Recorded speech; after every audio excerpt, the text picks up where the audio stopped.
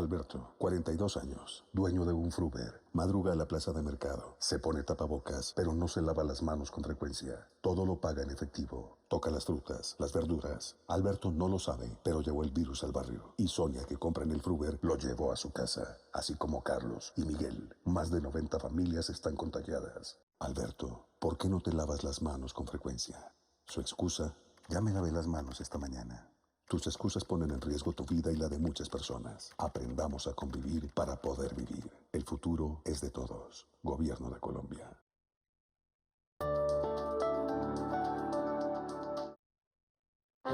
Vamos a ganarnos la vida. Si eres mayor de 70 años, por favor, no salgas. En los mayores, el virus es más grave. Vamos a cuidar a nuestros queridos adultos mayores. Así, vamos a ganarnos la vida. Gobierno de Colombia. Colombianos, muy buenas tardes. Una vez más los saludo desde la sala del Consejo de Ministros en la Casa de Nariño, la casa de todos los colombianos.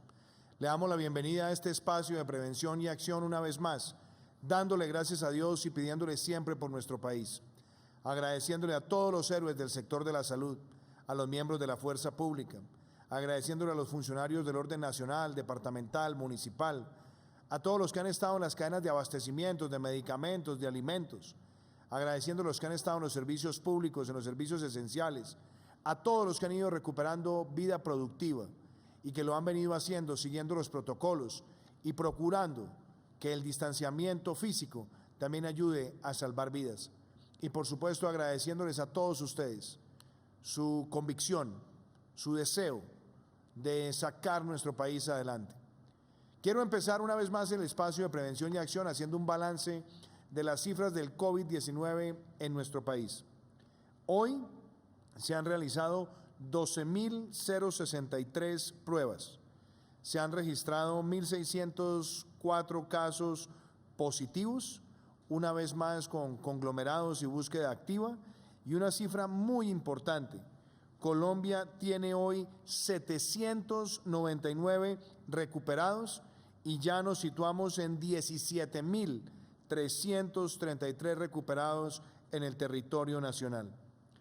Hoy se han registrado 61 fallecimientos de compatriotas y le expresamos a sus familias, a sus seres queridos, nuestra solidaridad, nuestro sentido de apoyo en estos momentos difíciles. A la fecha, se han realizado en el país 444.933 pruebas, de los cuales 401.251 han sido descartados. Se han registrado 43.682 casos en total, de los cuales 39.472, equivalente al 90.36%, se encuentran atendidos en sus casas, bien porque tienen manifestaciones leves o moderadas o porque son asintomáticos. Tenemos en hospitalización 2.244 personas, que equivalen al 5.14% del total de los casos positivos. Y tenemos confirmados en unidades de cuidado intensivo 461 personas que representan el 1.06% del total de casos positivos en nuestro país. Cuando hacemos un balance de la situación mundial, nos encontramos con que en el mundo se han registrado 7.297.059 casos, de los cuales hay activos 3.274.599. Se han recuperado a la fecha 3.424.625 personas. Hay 53.823 en caso crítico y han fallecido en todo el mundo 413.439 personas. Una vez más empezamos este espacio de prevención y acción y quiero compartirles a ustedes dos cifras que son muy dicientes. Número uno, cómo están creciendo las pruebas en nuestro país, el promedio que llevamos en cada mes. Y por eso me gustaría compartirles a ustedes lo siguiente. ¿Cómo hemos ido creciendo? En el mes de febrero estuvimos realizando 21 pruebas diarias, en marzo fueron 557 pruebas diarias, en abril 2.893, en mayo el promedio de pruebas diarias fue de 7.572 y en el mes de junio nuestro promedio está en 11.228 pruebas, lo cual muestra un avance grande y seguimos también creciendo. Y también quisiera compartirles a ustedes cómo avanzan las cifras de letalidad en el país, sobre todo por rango de edad. Esta gráfica que ustedes ven a continuación nos permite ver cómo el COVID-19 golpea severamente personas entre 60 y 69 años que tienen sobre todo preexistencias y comorbilidades, pero lo más diciente es que el 50.3% de los fallecidos en nuestro país son personas mayores de 70 años. Eso nos obliga a todos, sabiendo que es una situación molesta y quizás a veces difícil para los adultos mayores de nuestro país, pedirles que se protejan, que estén cumpliendo con el aislamiento preventivo obligatorio. Por supuesto, hemos ido recuperando también espacios de libertad para ellos, pensando en su salud mental, pero proteger a este sector representa salvar vidas y representa también proteger el sistema de salud para que no se exacerbe y tenga siempre capacidad de atender a los pacientes más críticos. Hoy también quiero hablarles de un caso de recuperación. Hoy precisamente tengo una experiencia para compartirles a ustedes y es la del empresario Carlos Pérez, de 63 años, en la ciudad de Barranquilla, que pasó por un momento muy difícil. Él estuvo en coma inducido varios días, estuvo en unidades de cuidado intensivo y logró ganarle la batalla al COVID-19. Carlos Pérez nos habla hoy, pero también nos habla para transmitir el mensaje de que la mejor manera para enfrentar el COVID-19 tiene que ver con nosotros, el lavado de manos, el uso del tapabocas y el distanciamiento físico. Veamos esta historia. Él es Carlos Pérez. Tiene 63 años y se contagió de coronavirus. Empecé a sentir fiebre y algo de tos. Su caso ocurrió en Barranquilla. Que no aguantaba ya la tos, me pasan a cuidados intensivos. Carlos estuvo conectado a un ventilador y en coma inducido durante 9 días. La verdad es que la experiencia en cuidados intensivos, pues, una bendición del Señor, de que todo haya salido, digamos, relativamente bien. Y logró vencer a este peligroso virus. Y yo considero que las medidas del gobierno han sido muy buenas, la atención fue muy buena, esmerada de parte de todo el equipo médico, y eso me ayudó muchísimo que la recuperación también fuera más rápida. El éxito para no contagiarse es tener mucho cuidado, sobre todo con el tapabocas y la lavada de las manos. En mi casa todos han hecho lo mismo y gracias a Dios no se han contagiado. Hoy puede contar su milagro. Con disciplina y autocuidado, también somos responsables con la vida. Estas historias de recuperación, de resiliencia, de enfrentar la enfermedad y salir adelante son muy importantes, sobre todo porque también nos dejan grandes lecciones. Y en el espacio de hoy quiero contarles que hay varios invitados especiales que nos acompañan desde distintos lugares del mundo. Nos acompaña la presidenta de Bolivia, la doctora Yanine Áñez, desde La Paz, y le agradecemos, presidenta, este espacio que usted nos brinda hoy a todos los colombianos. Nos acompaña también un gran amigo de Colombia, presidente del vecino país del Ecuador, el presidente Lenín Moreno. Muchas gracias, presidente, por acompañarnos en este espacio esta noche. Y también nos acompaña desde la ciudad de Nueva York el doctor Luis Felipe López, el director regional del PNUD. 3 personas que han venido enfrentando esta pandemia continuo, con dificultades, pero también con grandes aciertos, y que están sorteando las dificultades, haciendo también una recuperación progresiva de la vida productiva de la mano con la protección de la salud y la vida. Y quisiera empezar con usted, presidenta Áñez. Gracias por acompañarnos hoy en este espacio de prevención y acción. Todos los países estamos enfrentando esta situación tan difícil, incierta, con tantas complejidades. y ustedes han venido implementando lo que usted ha denominado una cuarentena dinámica, donde ha ido recuperando también vida productiva. Nos gustaría, Presidenta, que nos cuente a los colombianos cómo avanzan las medidas en Bolivia, cómo van además también los programas sociales, porque ustedes han venido atendiendo también población vulnerable. Compártanos esa experiencia, Presidenta, y gracias por dirigirse hoy a todos los colombianos desde La Paz, Bolivia. Muchas gracias, presidente Duque. Un saludo para usted, un saludo para el presidente del Ecuador, Lenín Moreno, y un saludo para Luis Felipe, que nos acompaña también en este panel para compartir esta experiencia que por un lado es muy dolorosa y por otro es de mucha responsabilidad. Nosotros en Bolivia también hemos estado enfrentando numerosas dificultades porque evidentemente este virus no sabíamos cómo combatirlo como sucedió en todas partes del mundo. A estas alturas ya también tenemos algunas referencias y tenemos también algunos aciertos, por lo que nosotros nos estamos guiando, como usted lo mencionaba, con el tema del aseo, que es básico para combatir a este enemigo que es invisible, el hecho del distanciamiento físico, el lavado de las manos.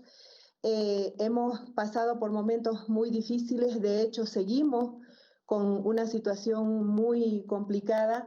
Hasta el momento nosotros tenemos con 14.644 casos, tenemos 1.428 todavía sospechosos, tenemos descartados 24.966, tenemos recuperados 2.190 y tenemos 487 decesos. Mi solidaridad para todas las familias en el continente por que han perdido a seres queridos, que esto es muy complicado. Estamos ahora en una cuarentena dinámica. Nosotros hemos establecido también ciertas responsabilidades a los gobiernos subnacionales para que ellos sean los que puedan ir evaluando en cada departamento o en cada municipio cómo es que se está llevando la cuarentena dinámica, porque evidentemente lo otro que tenemos que ver es la economía, porque no puede estar paralizada. Acá se menciona mucho que si no está matando el coronavirus, pues puede matar el coronahambre. Por eso es que se ha decidido que se entre en una cuarentena dinámica y a medida de que pasan los días, pues cada municipio tendrá que hacer ciertas evaluaciones. Hemos entrado en un sistema de salud desafortunadamente muy precario y ha sido difícil para nosotros tener que redoblar esfuerzos para implementar en los hospitales todas las necesidades que la situación tan delicada amerita, y lo hemos hecho de manera permanente. Seguramente ustedes también han pasado por situaciones difíciles, como es el hecho de conseguir respiradores, porque era una demanda internacional. Aún nosotros estamos en esa dinámica esperando que nos lleguen, porque están llegando de a pocos, pero de esa manera es que estamos equipando los hospitales que estaban absolutamente debilitados y en una situación de salud, en una crisis sanitaria como la que estamos viviendo. Evidentemente nos damos cuenta de que sin la salud es vida y sin la salud no podemos avanzar. Pero de hecho también hemos avanzado en el tema de la colaboración para todas las familias bolivianas. Hemos creado 3 tipos de bono que en medio de toda la crisis, pues hemos llegado hasta el día de hoy, la información que tengo, a más de 9 millones de bolivianos con los diferentes bonos. Hemos llamado y hemos querido bancarizarlo para tener que llegar de esa manera y con la más absoluta transparencia a todos los hogares bolivianos. Hemos estado emitiendo el bono familia, el bono canasta, la canasta familiar y el bono universal. De esa manera hemos podido también ayudar, que definitivamente todos sabemos de que no es suficiente, porque ya estamos en 60 días de una cuarentena y obviamente las familias ya empiezan a desesperarse porque tienen que llevar la alimentación a sus hijos. De todas maneras, eso no es suficiente, pero sin embargo estamos haciendo todos los esfuerzos para ayudar para llegar a todos los hogares y sobre todo también dar responsabilidad a las personas porque también depende de nosotros. Nosotros tenemos la responsabilidad de cuidar nuestra salud porque de esa manera, como usted sabe y como he visto en unas imágenes, nosotros transmitimos la misma seguridad a nuestra familia. Eso ha costado un poco hacer entender a la población en la misma dinámica de desesperación porque el hecho de acostumbrarse a trabajar en la calle, porque ustedes sabrán de que acá tenemos la informalidad como una mayor fuente de trabajo. Entonces no es fácil, no ha sido fácil para todos los bolivianos, para todas las bolivianas y esta situación tan difícil que ahora nosotros tenemos que compartir con los presidentes de todo el mundo porque nos ha tocado vivir momentos muy duros, pero sin embargo tenemos la fortaleza de seguir adelante y esperemos que este año que ha sido muy negro, muy duro para todo el mundo, pues muy pronto lo hablemos en pasado y como que haya sido una pesadilla que esté pasando. Gracias, presidenta Áñez, por ese testimonio y además por contarnos primero cuál ha sido el proceso. En Colombia, como usted bien lo sabe, también hemos estado en una fase de recuperación de vida productiva dentro del marco del aislamiento preventivo obligatorio, pero además resalto el esfuerzo que han hecho también con los programas sociales y la pedagogía ciudadana. Presidenta, muchas gracias por compartirnos a nosotros este testimonio y quiero saludar también al presidente del Ecuador, a nuestro buen amigo, el presidente Lenín Moreno, una persona muy querida en nuestro país, que conoce muy bien a Colombia y que ha estado también acompañándonos en momentos difíciles, pero siempre con solidaridad y con hermandad. Presidente Lenín, gracias por acompañarnos hoy.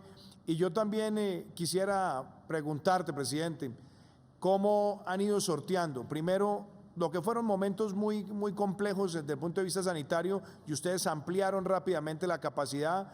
También debo reconocer, presidente, el aumento de las pruebas y la forma en la que han ido haciendo seguimiento y, por supuesto, la recuperación gradual de la vida productiva, cómo se está cumpliendo en el Ecuador. Gracias por estar con nosotros, querido presidente.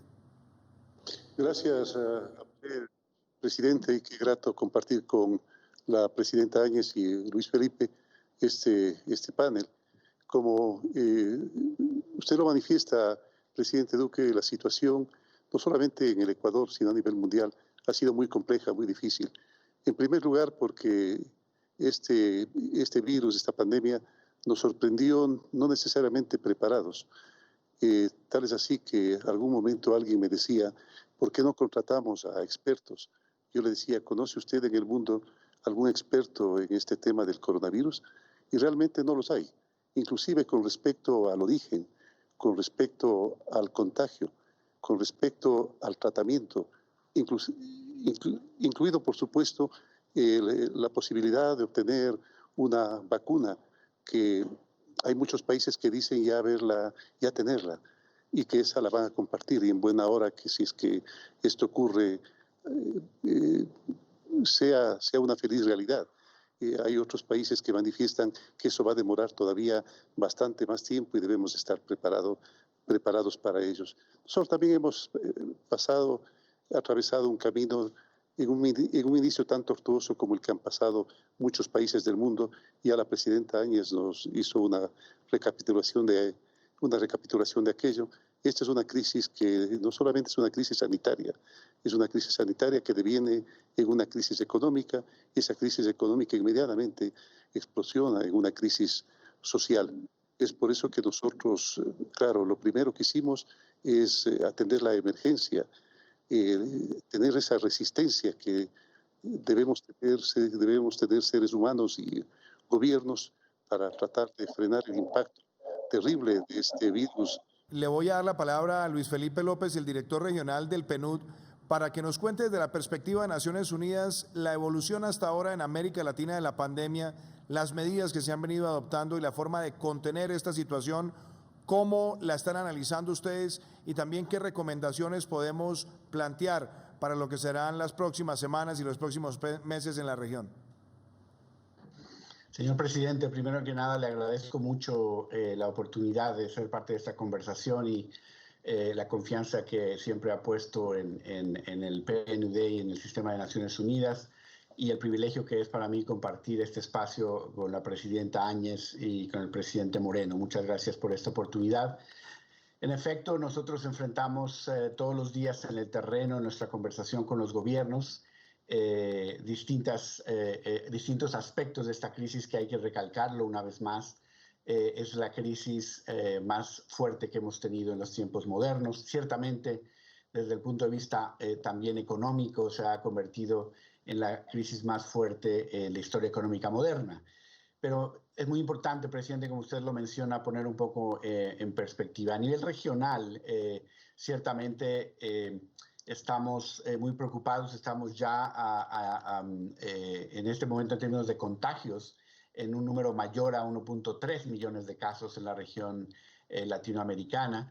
Pero me parece importante hablar de la heterogeneidad, por un lado, de lo diferente que ha sido a través de la región y en gran medida por la respuesta de los países, pero también algunas cuestiones comunes que, si nos ponemos quizás de acuerdo y aprendemos unos de otros, pueden ayudar a construir una mejor normalidad. Por ejemplo, yo me refiero al caso de Colombia y quisiera de manera muy honesta felicitarle a usted, a su gobierno y a todas las colombianas y a los colombianos por la forma tan decidida y tan comprometida como han enfrentado esta situación. Tenemos desafortunadamente casos en Latinoamérica que han rebasado, si lo tomamos, el número de casos de COVID por población, para hacer una comparación válida. Tenemos casos que no están representados en esta conversación, pero que desafortunadamente están más allá de los 600 casos acumulados por 100,000 habitantes, que son números mayores incluso a los referentes globales. Colombia, afortunadamente, si bien no se celebra una situación de esta manera, pero Colombia ha mantenido alrededor de 83 casos por 100,000 habitantes y ha logrado estabilizar y empezar rápidamente a controlar. Y yo creo que en gran medida ha tenido que ver con la innovación y el aprendizaje que ha habido en la capacidad de aumentar el número de pruebas, como usted bien lo acaba de mencionar. Desde la perspectiva económica, como usted también lo señala, señor presidente, es muy importante también la recuperación de la vida económica y hacer este balance siempre muy cuidadoso y siempre poniendo la vida humana como el valor a proteger. Las últimas estimaciones del Banco Mundial han mostrado una contracción mayor al 7% para la región. Insisto, es la crisis mayor de la historia económica moderna. En el caso concreto de Colombia, sin embargo, la contracción es menor a esta contracción regional, alrededor del 4,8, 4,9%, y además se prevé una recuperación más rápida y de mayor nivel que la de la región. Entonces, lo que yo quiero decir es que la respuesta importa mucho para lograr estos resultados, y quisiera yo hacer énfasis en algunas políticas que estamos también viendo como lecciones para algunos otros países. Todos los países de Latinoamérica han respondido de acuerdo a sus capacidades. Hay ejemplos muy importantes y nosotros como PNUD hemos colaborado de manera muy activa también en Bolivia, en Ecuador y en toda la región. Quisiera mencionar el caso de Colombia, el caso del ingreso solidario que ha beneficiado alrededor de 2.3 millones de hogares. Algo muy importante que es el apoyo a las empresas y a los productores pequeños y medianos, porque es muy importante en esta crisis, presidente, proteger el tejido económico. Cuando los empleos se pierden, cuando las empresas mueren, es muy difícil la recuperación. Entonces es muy importante mantener ese tejido económico y para ello esta respuesta ha sido muy, muy importante. En general, yo diría, señor presidente, y con esto quisiera solo cerrar esta parte, la crisis ha sido muy fuerte a nivel regional, hay heterogeneidad, la respuesta de los países ha influido mucho en la profundidad y en la capacidad de recuperación, pero básicamente es una crisis que ha afectado, se ha representado, digamos, en una crisis de gobernanza en el sentido de que ha puesto a prueba los sistemas de salud, los sistemas de educación, los sistemas fiscales y de protección social. y que ha de alguna manera interactuado con problemas estructurales existentes y podría profundizar algunas cuestiones estructurales como la desigualdad. Yo creo que la reacción rápida y la reacción decidida de los gobiernos es muy importante, no solamente para recuperar rápidamente y para lograr consolidar los logros en materia de salud, que todavía son un reto enorme. Nuestra región en este momento es el epicentro de la pandemia global. Tenemos que seguir enfocados en ello y recuperar la vida económica para poder construir una normalidad mejor, pero también más incluyente. Es también una oportunidad, presidente. Yo creo que muchas de las medidas que se están tomando y que se deben tomar de manera coordinada entre los distintos sectores y niveles de gobierno puede llevar también a la construcción de una normalidad mejor. Muchas gracias por la oportunidad de estar en esta conversación. Muchas gracias, doctor Luis Felipe. Gracias por compartirnos esa perspectiva desde el PNUD. Quiero volver con la presidenta de Bolivia, con la doctora Áñez. Yanine, yo quisiera hacerte una pregunta desde la óptica del reto humano. Ustedes han logrado algo muy importante también, y es tener, con respecto al total de casos, una letalidad relativamente baja en el escenario comparativo de la región. Ahí obviamente están las medidas de lo que ustedes llamaron la primera fase de la cuarentena, y ahora están en esta cuarentena dinámica donde se va recuperando vida productiva, pero ustedes siguen insistiendo también en la protección de los sectores que son más vulnerables, las personas mayores de 70 años, y también de alguna manera tener cierto control sobre las actividades que se desarrollan por parte de los niños para que no sean vectores de contagio. Me gustaría preguntarte, presidenta, ¿cómo avanza también dentro de esa cuarentena dinámica esa protección de los sectores que pueden ser mayormente agredidos por el COVID-19? Evidentemente, en el tema de las personas de la tercera edad, hemos tenido de que hacer mayor énfasis para que ellos se queden en casa, porque una de las maneras que la experiencia mundial a nosotros nos ha enseñado es que combatir este virus pasa por la disciplina y el hecho de quedarse en casa. Las personas de la tercera edad son las más vulnerables, a las que más insistimos, a los familiares, a los hijos, que los mantengan en casa. Pero sin embargo, ahora que ya tenemos una flexibilización en la cuarentena, les estamos permitiendo que tengan de alguna medida la posibilidad de salir, pero cerca de la casa, sin exponerlos demasiado y a ciertas horas, porque sin duda de que ellos también necesitan cierto esparcimiento, al igual que los niños. Pero, como le decía, nosotros estamos sobre la base de la curva que vayamos a tener, y cada municipio también ya tiene la responsabilidad de hacer una valoración. De ninguna manera podemos hablar de que sea algo afortunado el hecho de estar perdiendo vidas, no de la manera que están perdiendo vidas otros países, porque duele muchísimo estar en una situación tan delicada, tan seria y que causa mucho dolor. Nosotros estamos haciendo muchísimo énfasis en el tema, por ejemplo, de que cuando vayan las personas de la tercera edad a cobrar un bono que le corresponde, que es la renta dignidad, que les hubieran podido dar una carta a algún familiar para que pueda ir a recogerlo o a cobrarlos por ellos, para no ponerlos en peligro. Pero, sin embargo, nosotros las proyecciones que tenemos es que todavía estamos en una curva alta. La peor de las curvas las vamos a tener en el siguiente mes. Dios permita que podamos nosotros contenerla, pero sin embargo también la dinámica en la economía también nos obliga a tener ciertas flexibilizaciones en las grandes, en las medianas y en las pequeñas empresas, a las cuales ya se les ha permitido con muchos sistemas de bioseguridad, a las cuales tenemos que someternos ya todos, porque de acá en adelante esa va a ser la situación que tenemos que vivir y tenemos que acostumbrarnos a hacerlo. De hecho, la economía pues está muy lastimada en todas partes del mundo, no solamente en nuestro país, y ante ese fenómeno también tenemos que responder, y era inevitable también que tengamos ya que llevar a cierta flexibilización para que haya un poco más de movimiento en el país, porque el hecho de primero tener una cuarentena rígida, pues llevó, ¿no?, en cierta forma a que muchas pequeñas y empresas chicas no puedan tener las condiciones de pagar. Y es por eso también que estamos planteando como gobierno un programa para poder ayudar a las pequeñas empresas con programas que sean empleo y salario. Es una manera de que podamos ayudarlos, porque de lo contrario tendremos también la tristeza de pasar porque muchas empresas, muchos medianos empresarios, muchos pequeños empresarios puedan llevar a la quiebra porque no van a poder llevar adelante sus proyectos, sobre todo con el pago de los salarios. De todas maneras tenemos...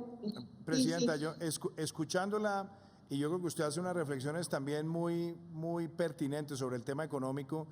Los programas que ustedes han puesto en marcha para atender a población vulnerable son también similares a los que nosotros hemos adelantado en Colombia, y usted lo dice, apoyar a las nóminas de las micro, pequeñas, medianas empresas, que también lo hemos venido haciendo desde Colombia, es otro reto grande.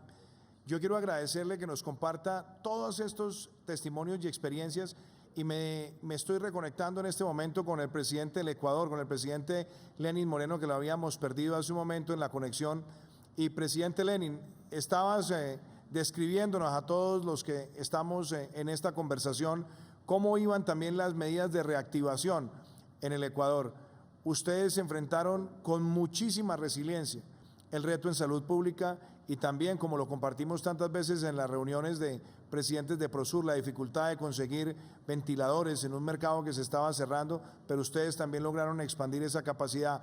Me gustaría que volviéramos a ese testimonio en el que estabas, de cómo avanza esa recuperación de vida productiva y cómo avanza con protocolos y con medidas para proteger la vida y la salud.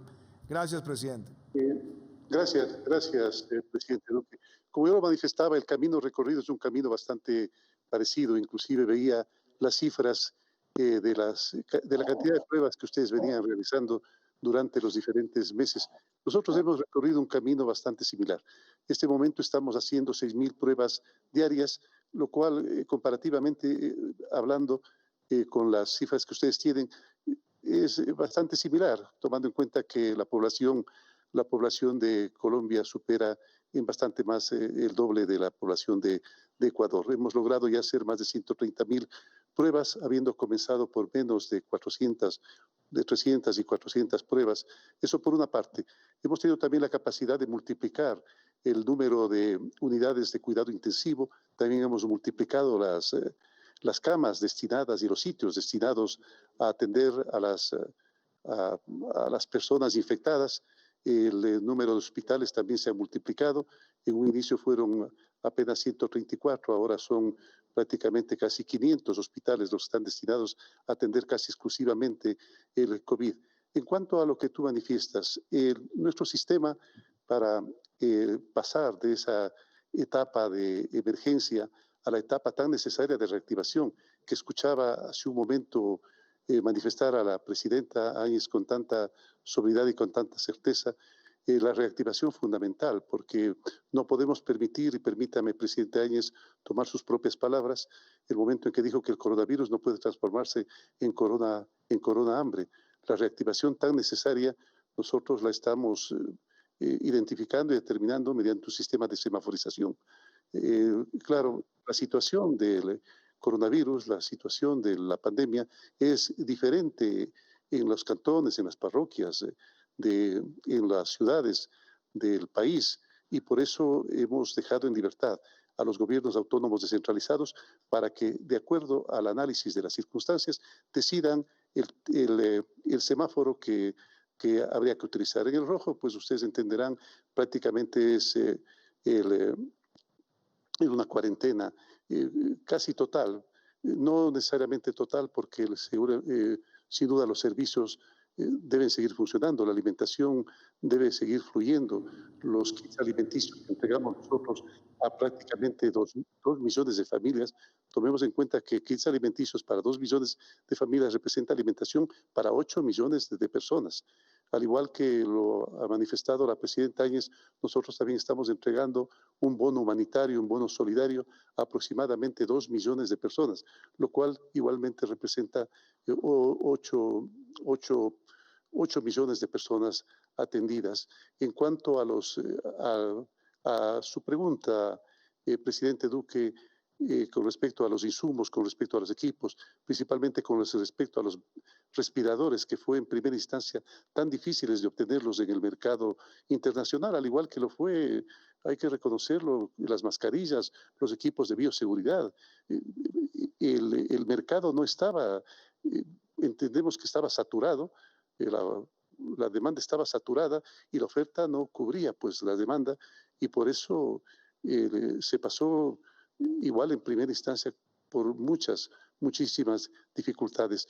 Nosotros estamos recibiendo los respiradores que gentilmente nos han ofrecido, nos han entregado países generosos en esta circunstancia, como los Estados Unidos, que ha ofrecido enviarnos más de 500 respiradores, y también hemos recibido la asistencia de países como España, como Francia, como Italia, como Alemania, que han estado siempre prestos a darnos su apoyo tan gentil, tan generoso.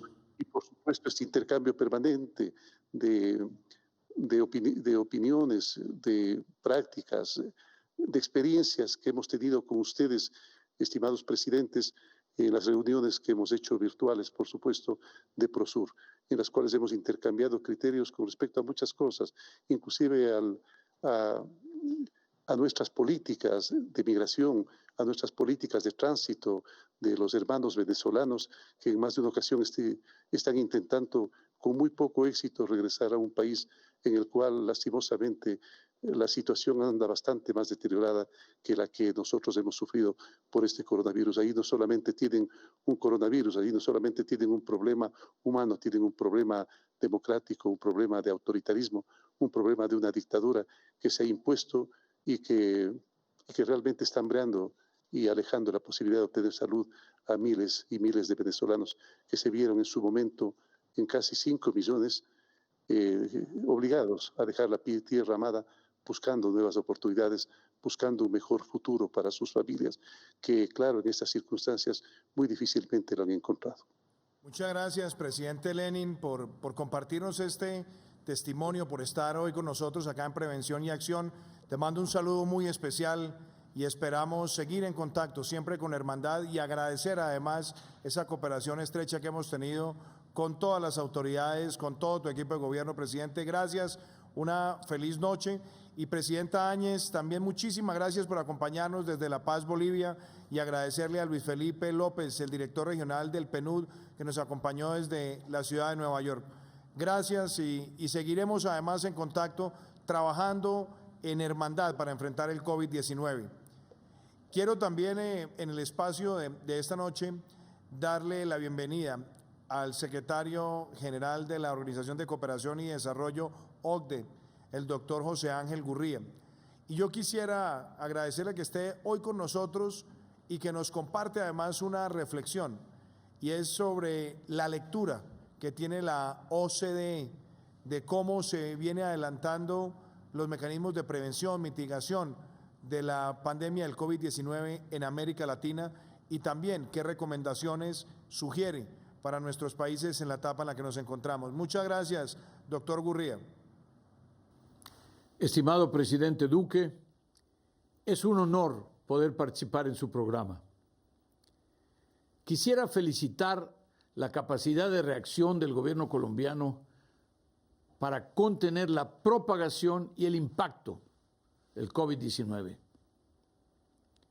Sin embargo, a pesar de los esfuerzos en el mundo entero, las repercusiones socioeconómicas de la crisis de salud sobrevivirán a la pandemia y superarán sin duda a las de la crisis de 2008 y 2009. Nuestras perspectivas económicas que publicamos mañana proyectan 2 posibles escenarios. Si logramos evitar un segundo brote, estimamos una caída de la actividad económica mundial del 6% en 2020. Si por el contrario un segundo brote lleva a una nueva ola de confinamiento, el PIB mundial podría caer entre el 7 y el 8% este año. En ambos escenarios, la recuperación será lenta y la crisis dejará cicatrices en largo plazo. La región de América Latina y el Caribe podría verse aún más afectada, ya que la crisis llega en un contexto de grandes incertidumbres, marcado por bajísimos niveles de crecimiento o negativos en algunos casos, altos niveles de desempleo, informalidad, desigualdad y un limitado espacio fiscal para reaccionar en muchos países de la región. Lo cierto es que el impacto económico no es igual para todos los ciudadanos, ni para todos los sectores, ni para todos los países. Una recuperación fuerte e incluyente exige una cooperación internacional fuerte y coordinada para apoyar a los países en sus respuestas frente a la crisis. La OCDE ha lanzado su plataforma digital sobre el COVID-19. Ya contamos con 100 notas, 100 trabajos de políticas públicas, así como con datos e información sobre las respuestas individuales de los distintos países. También hemos organizado videoconferencias con gobiernos, inclusive el de Colombia, para apoyarlos a enfocar mejor el asunto de la crisis, cómo salir de esta etapa más difícil, cómo fortalecer el diálogo multilateral y beneficiarse de las experiencias de otros países. En ese contexto, estamos muy honrados de que Colombia haya finalizado el proceso de adhesión a la OCDE y que ahora pueda participar como miembro pleno de la organización. Esta crisis nos ofrece la oportunidad de repensar un nuevo sistema económico que ponga el bienestar de las personas, la equidad, la justicia en el centro del modelo. No basta con reconstruir lo que ya había. Tenemos que aprovechar la oportunidad para construir algo mejor. Y para ello necesitamos un multilateralismo que sea incluyente, que sea sustentable y que asegure una recuperación fuerte y solidaria.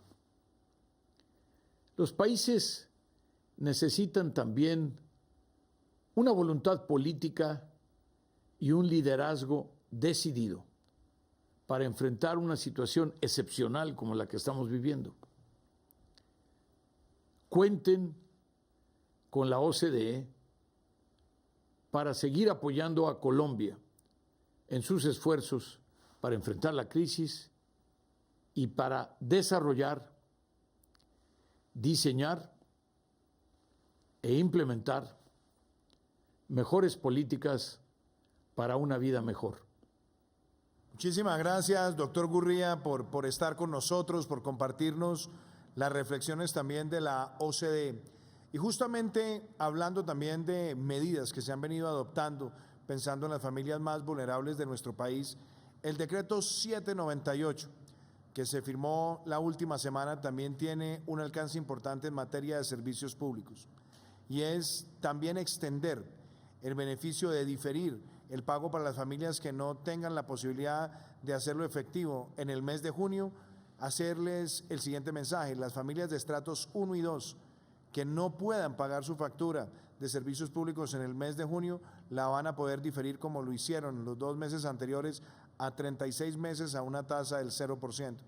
Para los estratos 3 y 4, aquellas familias que tengan esa dificultad en el pago, también van a poder en el mes de junio correr y diferir esa tarifa por un periodo de 24 meses a una tasa real del 0%. Ese decreto 798 también es un mecanismo adicional de alivio, de atención a las familias que se han visto afectadas por el COVID-19. Y me gustaría que todos ustedes conocieran en detalle en qué consiste el alcance de este decreto. A través del decreto 798 del 4 de junio de 2020, por el cual se adoptan medidas para el sector minero energético en el marco del estado de emergencia económica, social y ecológica, el Gobierno Nacional extendió hasta junio la posibilidad de que los usuarios residenciales de estratos 1 y 2 puedan diferir por un plazo de 36 meses el costo del consumo básico o de subsistencia que no sea subsidiado en sus facturas de energía eléctrica y gas combustible por redes sin recargo adicional. Los usuarios de estos estratos que tengan recursos para pagar oportunamente el servicio podrán obtener como incentivo un descuento de mínimo el 10% sobre el valor no subsidiado de la factura. Actualmente, más de 12 millones de familias, que representan un 85% de la totalidad de los usuarios residenciales del país, reciben subsidios para el servicio de energía eléctrica. En el estrato 1, este beneficio cubre un 60% del consumo de subsistencia, del 50% para el estrato 2 y un 15% para el estrato 3. Esta prórroga también beneficia a los usuarios residenciales de estratos 3 y 4, quienes podrán pagar las facturas de energía eléctrica y gas natural de junio en un plazo de 24 meses. Pensando también en que las compañías prestadoras de servicios públicos de energía eléctrica y gas combustible por redes tengan liquidez o capital de trabajo para implementar las medidas de diferimiento del pago del costo de estas facturas, se autorizó a la Financiera de Desarrollo Territorial Findeter y a otras entidades financieras para la creación de líneas de redescuento con tasa compensada. Medidas que son muy importantes y creo además, como ustedes lo pudieron apreciar hace unos minutos, esta conversación que hemos tenido con el director regional del PNUD, con Luis Felipe López, la que hemos tenido también con el secretario de la OCDE, José Ángel Gurría, con el presidente de la hermana República del Ecuador, con el presidente Lenín Moreno, con la presidenta Yanine Áñez de Bolivia, nos permite ver el contexto también de los retos que enfrentamos desde el punto de vista regional y cada país. Hace unas semanas estuvimos acá con el presidente del Uruguay, con el presidente de Chile, también con el presidente de Perú. Conocer estos testimonios de cómo avanzan otros países es importante porque todos quieren seguir protegiendo la salud y la vida, pero también recuperar vida productiva y mucho más cuando esta enfermedad no tiene cura, no tiene vacuna y no tiene un tratamiento. Es decir, nos toca convivir con ella y salirle adelante y hacerlo con distanciamiento, con responsabilidad colectiva. Por eso, una de las tareas más importantes que debemos adelantar es el sistema de pruebas, el sistema de rastreo y el seguimiento selectivo también a muchos de estos casos, lo que el Ministerio de Salud ha denominado la estrategia PRAS, una estrategia que se va consolidando y que se trabaja con gobernadores, con alcaldes, con la red de laboratorios en el territorio nacional. Y me gustaría, antes de que escuchemos el testimonio del ministro Fernando Ruiz, que conozcamos en qué consiste la Estrategia Nacional PRAS. La estrategia Pruebas, Rastreo y Aislamiento Selectivo Sostenible PRAS consiste en un rastreo ampliado que fortalece el trabajo que ya se viene haciendo por parte del Ministerio de Salud y Protección Social, el Instituto Nacional de Salud y los entes territoriales. Con esto se busca cortar las cadenas de transmisión para desacelerar el contagio, basado en 3 frentes: pruebas sistemáticas, rastreo masivo y aislamientos selectivos de todos los positivos y sus contactos. La base del PRAS es inteligencia y acción. La inteligencia comprende hacer pruebas y rastreo, y en la acción, el aislamiento selectivo.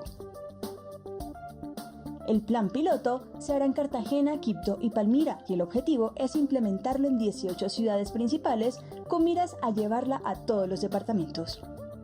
Además, con esta estrategia se amplía el alcance de las pruebas hacia presintomáticos y asintomáticos, y comenzará acompañada del proceso de apertura gradual y hasta por lo menos por 12 semanas. El aislamiento selectivo aplica para positivos confirmados, sospechosos, contactos cercanos así sean asintomáticos y convivientes.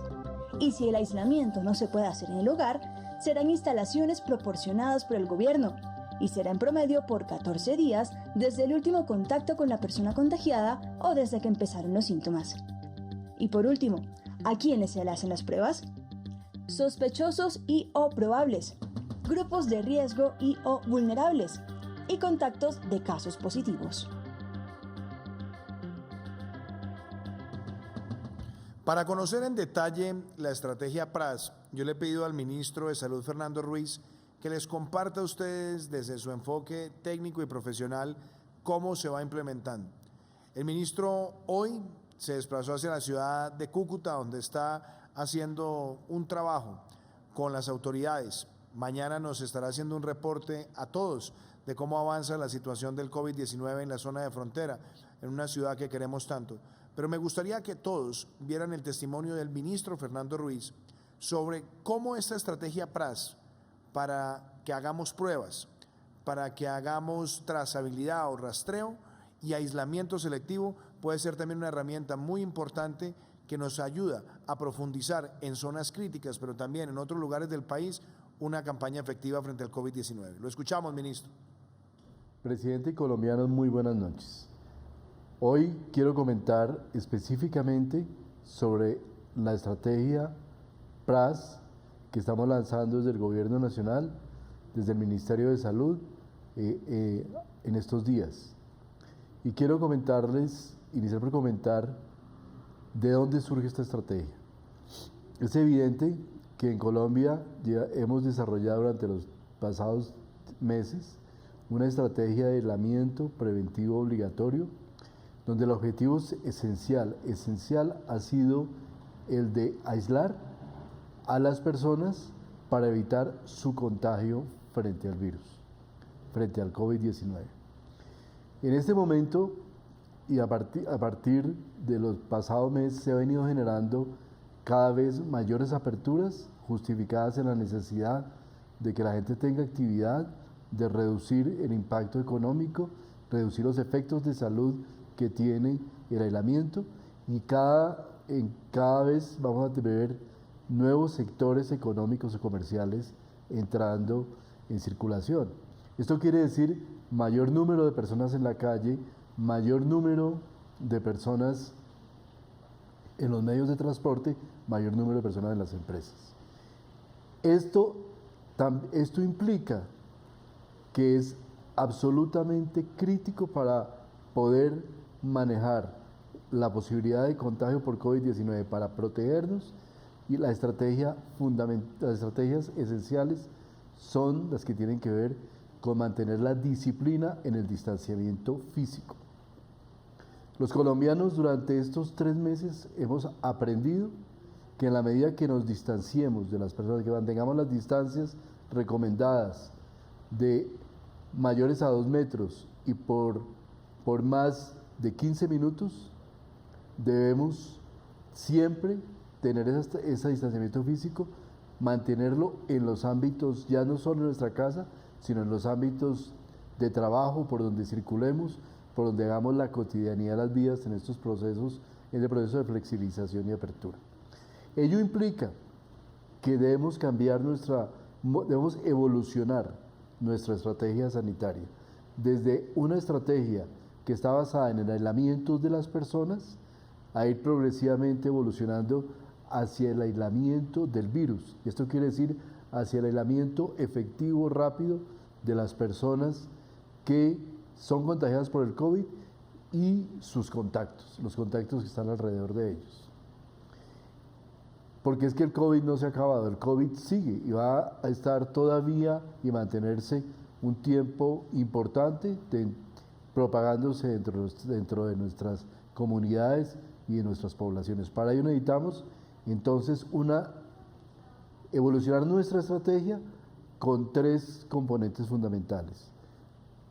Pruebas, mayor número de pruebas aplicadas a un mayor número de contactos, mayor capacidad de rastreo de las personas que eventualmente tengan contagio, para poder identificar quiénes han estado en la cercanía con ellos, y también un esfuerzo adicional en el aislamiento sistemático.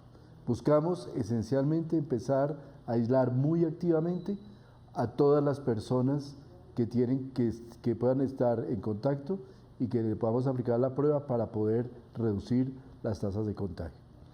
Esto implica mayor esfuerzo de los alcaldes y de los gobernadores de los entes territoriales, porque ellos tienen que estar comprometidos con esa capacidad incremental de rastreo. Esto implica mayor esfuerzo desde los equipos de vigilancia epidemiológica y eso implica mayores capacidades desde los métodos tecnológicos de rastreo como Coronap y otros métodos que puedan apoyarnos para tener una estrategia efectiva. Vamos a empezar unos proyectos piloto muy rápidamente en 3 ciudades, Cartagena, Quibdó y Palmira, para verificar y afinar esta estrategia y poderla tener en un plazo muy corto dispuesta para que otras ciudades del país y otros departamentos puedan manejar de una manera mucho más efectiva esta evolución frente a la apertura de los diferentes sectores económicos y comerciales en el país. Muchísimas gracias al ministro Fernando Ruiz por la descripción de la estrategia PRAS. Ya el tiempo se nos agota para el día de hoy en prevención y acción. Creo que hemos visto testimonios muy importantes en el plano internacional, también reflexiones sobre medidas que se adoptan en el país, un testimonio muy interesante de un recuperado. Y como lo digo, Colombia avanza. Ya estamos cerca de llegar al 40% del total de los contagios recuperados en el país. Eso nos permite a todos cabalgar frente a esta pandemia con un sentimiento de esperanza, pero nunca podemos ser triunfalistas. Nadie puede bajar la guardia. Distanciamiento físico, el uso del tapabocas, las pautas de higiene, lavarnos las manos constantemente, seguir los protocolos para el transporte y en el trabajo cuando vamos recuperando esa vida productiva. Y por eso quiero despedir el espacio hoy de Prevención y Acción con un mensaje que nos envían nuestros artistas y nuestros deportistas sobre el autocuidado y sobre el compromiso que debemos asumir cada uno de nosotros. Protegiéndonos, protegemos a los demás. Que Dios los bendiga y nos vemos mañana a las 6 de la tarde. Los primeros resultados de los laboratorios chinos sugieren que se trata de... Continúa la crisis por el tema del coronavirus y es que hasta el momento suman ya 2.000. Colombia ingresó a la lista de países con casos de coronavirus. Nuevos casos de contagio del COVID-19 en el país. La de contagiados con coronavirus en Colombia llegó a 39.236 pacientes. Al cuidarnos nosotros, estamos cuidando a nuestras familias, compañeros de trabajo y vecinos. Estamos cuidando a toda una sociedad. Sigue las recomendaciones de las autoridades y de los expertos y no creas en noticias falsas. Si nos cuidamos, juntos saldremos adelante. Recuerden que el país unido es mucho más fuerte. Tomemos las recomendaciones en serio para después no lamentar. Esta enfermedad es seria, es una enfermedad mortal. Si todos nos cuidamos, todos saldremos adelante. Vamos a proteger a todos los médicos que están librando esta gran batalla. Ya sabes, usando tapabocas.